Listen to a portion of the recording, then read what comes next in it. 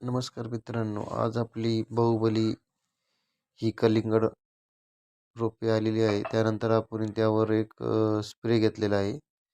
त्यानंतर मल्चिंगचे जे होल असतात त्यामध्ये माती ही पूर्ण पॅक करून घेतलेली आहे. जेणेकरून पॅक करून घेतल्यानंतर मधली गरम वाफ ही रोपाला इजा करणार नाही. आणि त्यानंतर आपण कलिंगडाचे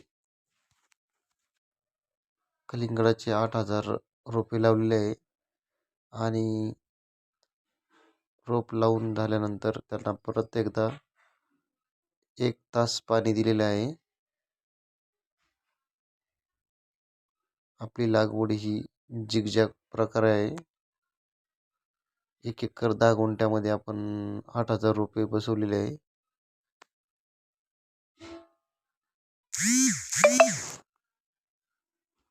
कशी वाटली लागवड आपण कमेंटद्वारे सांगू शकता. अजून कलिंगडबद्दल माहिती पाहिजे असेल तर आपलं चॅनल नक्कीच फॉलो करा.